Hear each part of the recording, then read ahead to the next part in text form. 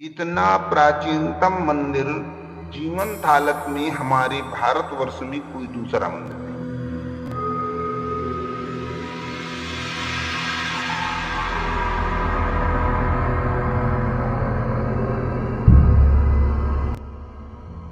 यही मानसून पत्थर है। अच्छा। और जैसे मानसून बनेगा समुद्र में जी। ये वैसे ही पसीज के टपकना शुरू कर देगा। अच्छा, ये पत्थर जो ऊपर लगा हुआ है। हाँ। अच्छा, और इससे क्या होता है? पानी गिरने लगता है? पानी टपकने लगे, जैसे पसीना आता है आपके हाँ, शरीर, जी। उसी तरह इसमें बूंदे आने लगेंगी। हड़प्पा और सिंधु घाटी सभ्यता काल का कोई भी स्थान आपको जीवंत हालत में नहीं मिलेगा। अच्छा। क्योंकि जितने भी स्थान मिलेंगे सब खुदाई से खंडहर। तो ये 12 खंबे प्रमाणित करते हैं ये उड़ीसा की जगन्नाथपुरी से प्राचीन है, अर्थात ये महाभारत से बहुत पहले का। कहने का तात्पर्य सृजन, पालन, संहार ये तीनों अधिकार जब भगवान विष्णु को मिले तब ये जगत के नाथ जगन्नाथ कहलाएगा। राम जन्मभूमि में अर्धसूर्य का चिन्ह खुदाई में मिलना, अर्धसूर्य का चिन्ह यहाँ पाया जाना, इससे प्रमाणित होता है कि राम जन्मभूमि मंदिर से इस मंदिर का कनेक्शन है।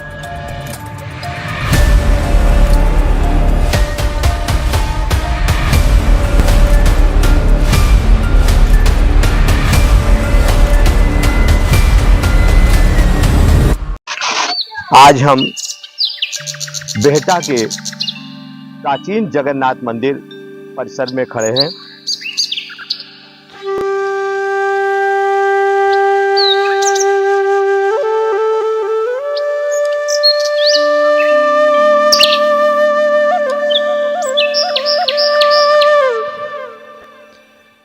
यहाँ के सरबराहकार महाराज के.पी. शुक्ला जी हैं। कहते हैं यह मंदिर,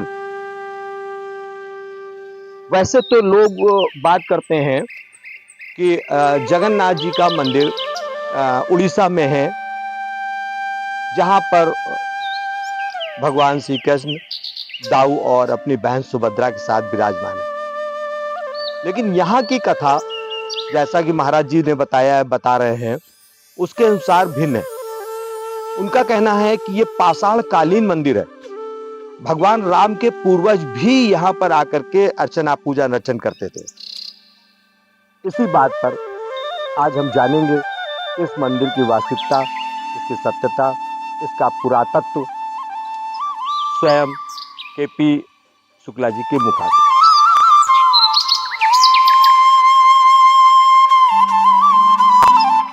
महाराज जी, आपका बहुत बहुत स्वागत है।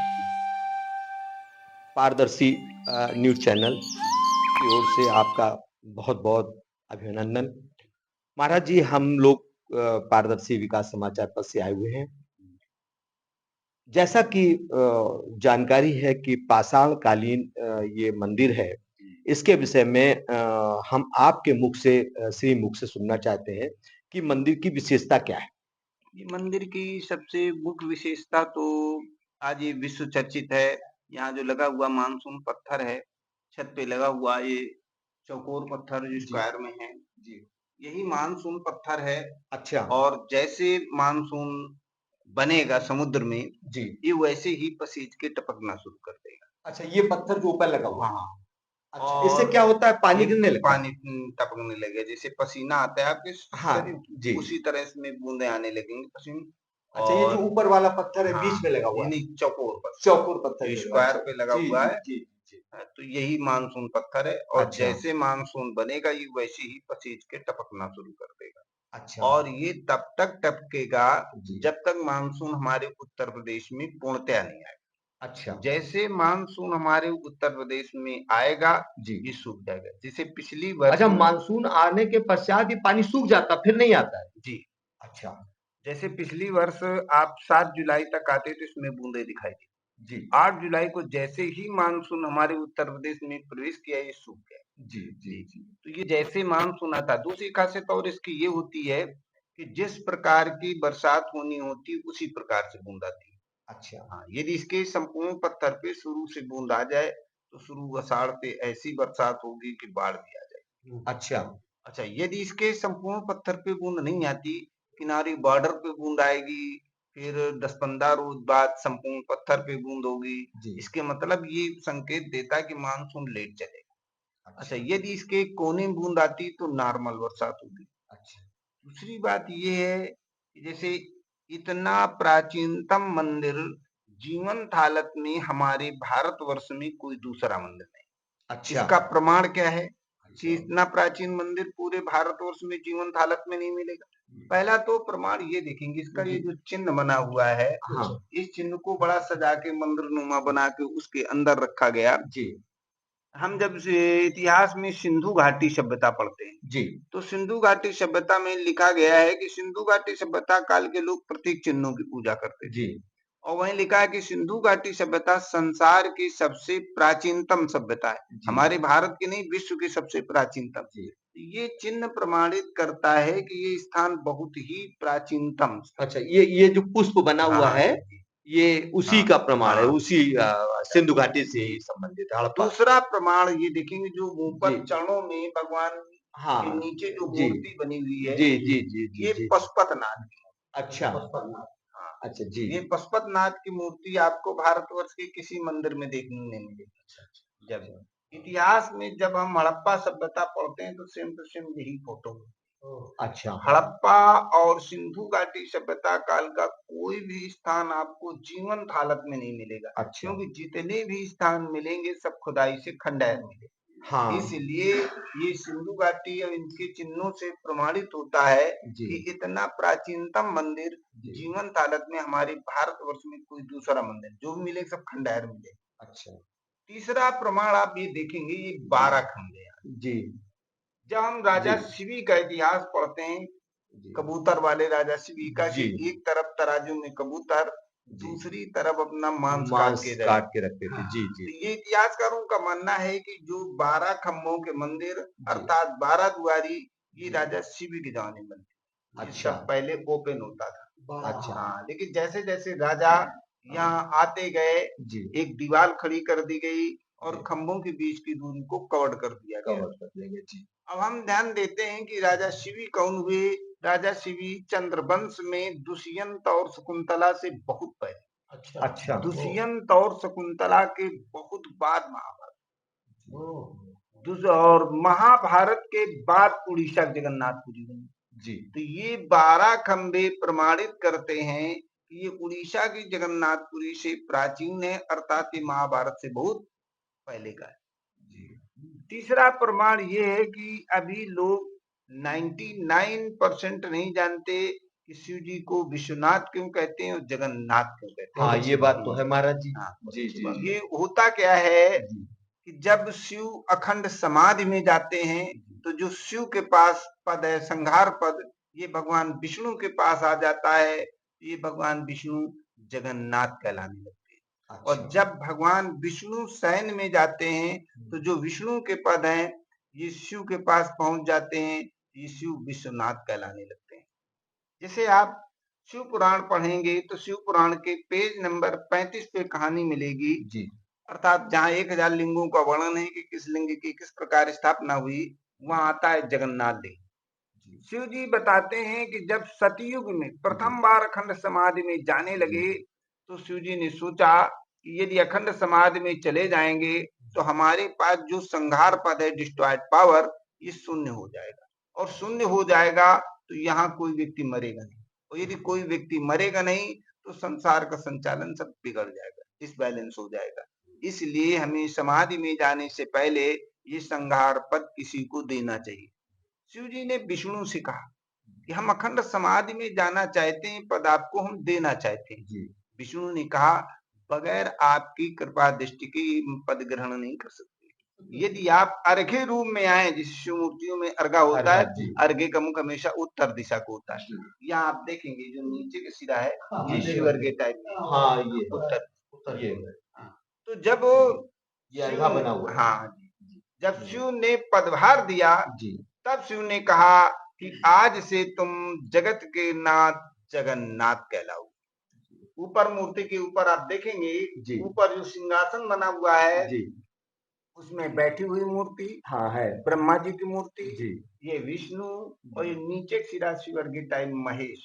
जी ब्रह्मा विष्णु महेश कहने का तात्पर्य यहाँ सृजन पालन संहार ये तीनों अधिकार जब भगवान विष्णु को मिले तब ये जगत के नाथ जगन्नाथ कहलाएगा। उड़ीसा में कहा जाता है कि सुभद्रा बलदाऊ और कृष्ण ये तीनों लोगों के मिलने से जगन्नाथ बनते हैं, लेकिन यहाँ दर्शाया गया कि भगवान विष्णु को तीनों अधिकार जब मिले सृजन पालन संहार तब ये जगत के नाथ जगन्नाथ कहलाए। तो ये प्राचीन समय में पहले मेन जगन्नाथपुरी यही थी। इसका कारण ये था कि प्राचीन समय में यहाँ से सरस्वती नदी बहती थी। अच्छा सरस्वती नदी के किनारे यहीं पर शिव जी ने भगवान विष्णु को संहार पद दिया, अर्थात जगन्नाथ उपाधि इसी जगह दिए जाने के कारण पहले सर्वप्रथम जो है जगन्नाथ विष्णु मंदिर सर्वप्रथम यही मंदिर बना। तो जितने राम के वंशज होते थे वो सूर्य को ही विष्णु का स्वरूप मानते थे, इसीलिए जितने सूर्यवंशी राजा हुए वो सब यहाँ पूजने आते। अच्छा, क्योंकि जो विष्णु जगन्नाथ विष्णु मंदिर होने के नाते और जितने सूर्यवंशी राजा होते थे वो विष्णु और सूर्य के ही उपासक होते थे, इसलिए जितने राम के वंशज सब यहाँ पूजने आते रहे। इसका प्रमाण क्या देखेंगे? इसका प्रमाण ये देखेंगे कि आप जब भगवान राम का राज तिलक हो गया तो उनकी माता जी कौशल्या ये 4 धाम यात्रा के लिए गए। 4 धाम यात्रा में चौथा धाम जगन्नाथ धाम है। जब द्वापर के बाद उड़ीसा का जगन्नाथ धाम बना तो त्रेता में कौन सा जगन्नाथ धाम था जहां माँ कौशल्या दर्शन करने के लिए गई? क्या बात। तीसरी बात, ये जो मानसून पत्थर लगा हुआ है चौकोर, इसके जस्ट उत्तर पे एक पत्थर लगा हुआ है उत्तर और पश्चिम के लिए। इसमें गौर से देखेंगे जो डिजाइन बनी हुई है अर्धसूर का चिन्ह है। अच्छा हाँ, प्राचीन समय में जो सूर्यवंशी राजा होते थे वो सूर्य ये अर्धसूर्य का तिलक लगाते थे अपने मस्तक। हाँ, इससे मालूम हो जाता था कि नहीं सूर्यवंशी राजा है। दूसरी बात, जब पुरातत्व ने राम जन्मभूमि में खुदाई कराई तो खुदाई कराने में इसी प्रकार का अर्धसूर्य का चिन्ह राम जन्मभूमि में खुदाई में मिला। अच्छा मिला? हाँ, राम जन्मभूमि में अर्धसूर्य का चिन्ह खुदाई में मिलना, अर्धसूर्य का चिन्ह यहाँ पाया जाना, इससे प्रमाणित होता है कि राम जन्मभूमि मंदिर से इस मंदिर का कनेक्शन है। जिस राजा ने वहां निर्माण कराया उस राजा ने यहाँ भी निर्माण कराया। अब प्रश्न ये खड़ा होता है कि अयोध्या में निर्माण कराने वाले राजा ने अयोध्या से इतनी दूर यहाँ आकर क्यों निर्माण कराया, यहाँ क्या खास था? तीसरी बात, जैसे एक खम्भों की कलाकृतियां गुप्त काल की, गुप्त काल में इसको सूर्य की मुख जाकर मंदिर जो मोटाई बना हुआ है और ऊपर जो उसको कलश मानते हैं, मुख से निकलती हुई बेलपत्ती दिखाई गई। कलाकार ने कला के माध्यम से दर्शाने की कोशिश की कि सूर्य ही जीवन का आधार है, यदि सूर्य न हो तो जीवन संभव नहीं। ये जो भी बता रहा है, ये जो यहाँ पर ये जो आकृति है, ये आकृति चंद्रगुप्त मौर्य के समय के जो सिक्के मिलते हैं ये उसमें आकृति मिलती है। जी, तो ये चंद्रगुप्त मौर्य के समय के जो सिक्के मिलते उसमें आकृति मिलती है। मतलब यहाँ मौर्य वंश में भी काम हुआ। जैसे आपने मंदिर में प्रवेश किया और जो के दूसरे खंड में आते तो प्रथम खंड पे ही एक कोठरी दक्षिण साइड पे, कोठरी उत्तर साइड पे। जो दक्षिण साइड पे कोठरी है उसमें सूर्य मूर्ति है। इतिहासकारों का मानना है जो सूर्य की मूर्तियां हैं ये ईसा मसीह के जन्म से 2 सदी पूर्ववर्ती थी। उसके बाद सूर्य की मूर्तियों का बनना ही बंद हो गया है, शैव धर्म आ गया है। उत्तर साइड की कोठरी में भगवान विष्णु की लेटी हुई मूर्ति है। इतिहासकारों का मानना है जो विष्णु की लेटी हुई मूर्तियां हैं ये कुषाण काल में बनती थी। कुषाण काल का प्रमुख राजा कनिष्क 2री सदी में। अब एक प्रश्न यहाँ खड़ा हो जाता है कि कुषाण वंश, मौर्य वंश, गुप्त वंश, सूर्य वंश ये सभी चक्रवर्ती राजा हुए। इन चक्रवर्ती राजाओं को दुनिया में कहीं जगह नहीं मिली, यहीं पे आके निर्माण क्यों कराए? एक देश का प्रधानमंत्री किसी गांव पहुंच जाए, गांव साधारण नहीं होगा, गांव जरूर खास होगा। इससे प्रमाणित होता है कि नहीं पहले मेन जगन्नाथपुरी यही थी, इसीलिए यहाँ जो भी राजा आता गया वो अपनी अपनी कला का यहाँ प्रदर्शन करता गया। इसके मतलब यहाँ कंटिन्यू काम जारी रहा, इसीलिए इतना प्राचीनतम स्थान ये जीवंत बना रहा, नहीं तो ये भी खंडहर हो गया होता। अगला प्रमाण आपको देखा बताएंगे, ये टोटल पत्थरों का बना हुआ है। जी ये जो गर्भगृह है जी ये टोटल पत्थरों का बना हुआ है, और टोटल पत्थरों का बना हुआ जो मंदिर मिलेगा वो पहाड़ी क्षेत्र में। अपने यहाँ 150-200 नहीं मिलता, हाँ। किलोमीटर की परिध में कोई पहाड़ नहीं है। जी तो पहले इतने साधन नहीं चलते थे, तो जो भी पत्थरों के मंदिर बनते थे सब पहाड़ी इलाके में बनते थे। तो ये सारे पत्थर यहाँ आया कैसे? यहाँ पत्थरों का मंदिर कैसे बन गया? जब दूसरी यहाँ पत्थरों का मंदिर बन सकता है तो दूसरी जगह क्यों नहीं बना? तो जब हम देखते हैं स्कंद पुराण हम पढ़ते हैं, तो स्कंद पुराण में एक जो गंगा जमुना का बीच का दुआबा है इसे पूर्ण क्षेत्र कहते थे। तो स्कंद पुराण में एक प्रसंग आता है कि जब वृत्तासुर मारा गया तो जो वृत्तासुर का शरीर है ये कोण पर्वत पर गिरा। इसके मतलब ये स्कंद पुराण प्रमाणित करती है कि आज से युगों पहले यहाँ पहाड़ थे। उसी पहाड़ के पत्थरों से मंदिर बनाया गया। ये पहले बहुत विशाल पत्थरों का मंदिर रहा है, लेकिन बात क्या हुई कि युगों पुरानी बात होने के कारण पहाड़ विलुप्त हो गए। पहाड़ पत्थर यहाँ बचे नहीं, लेकिन इस मंदिर का मेंटेनेंस कंटिन्यू होता रहा। तो यहाँ जो पत्थर थे उसी पत्थरों से ही इस मंदिर का मेंटेनेंस होता रहा। तो इसके मतलब ये मंदिर टूटते टूटते इतना छोटा होता चला गया धीरे धीरे। अच्छा, नहीं, ठीक है। ये वर्तमान में इसका रखरखाव के लिए सरकार की ओर से कोई ध्यान है? रखरखाव ऐसा हुआ कि 1819 में पुरातत्व विभाग का निर्माण हुआ, कनिंघम एलेक्जेंडर कनिंघम ने किया, और 1900 उसमें 1864 में इसकी मान्यता हो पाई।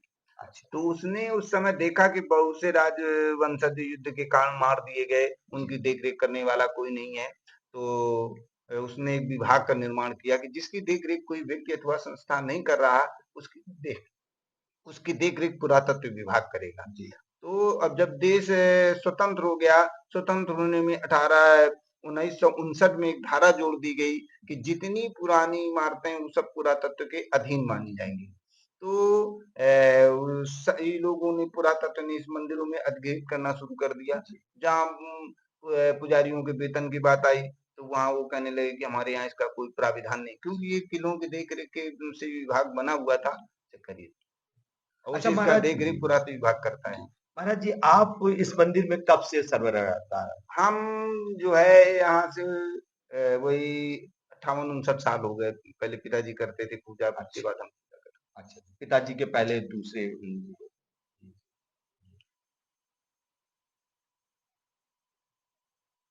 बहुत बहुत बढ़िया, बहुत अच्छी अच्छी बात महाराज जी ने बताई, और प्रमुख रूप से बताया कि पाषाणकालीन ये मंदिर है, और गंगा और जमुना के बीच का पुण्य क्षेत्र है, यानी कि ये पहाड़ पे ही ये क्षेत्र पहाड़ों से था, पहाड़ों के बीच में ही था, और उसी पहाड़ों से ये काट करके मंदिर बनाया गया है, जिसके बहुत सारे प्रमाण महाराज जी ने बताए। पाषाणकालीन प्रमाण बताए, सिंधु घाटी की प्रमाण बताए, ये चिन्ह बताया, भगवान शिव का ये प्रतिमा बताई कि आज के समय में ऐसी मूर्तियां अब नहीं मिलती हैं जो ये बताती हैं कि ये मंदिर कितना प्राचीन है। ऐसी बहुत सारी मंदिर, ये मंदिर बेहटा में स्थापित है, और अभी बहुत से लोगों को इस मंदिर के विषय में जानकारी नहीं है। यहाँ पर जब महाराज जी ने जैसा बताया अभी कि स्वयं जब राजा दशरथ की तीनों रानियां जब अपना धर्म यात्रा पर निकली, तो उस समय ये जगन्नाथ धाम की यात्रा में वो इसी स्थान पे आई थी। कारण बताया, जिसका प्रमाण बताया कि भगवान राम त्रेता में हुए थे, यानी कौशल्या माता ऑलरेडी भगवान श्री कृष्ण से बहुत पूर्व थी का इनका उत्पत्ति काल था। ऐसी स्थिति में द्वापर में जब भगवान श्री कृष्ण का उदय हुआ, तो भगवान श्री कृष्ण का जो उड़ीसा में मंदिर बना हुआ है, उसमें भगवान श्री कृष्ण, बलदाऊ और बहन सुभद्रा का मंदिर है।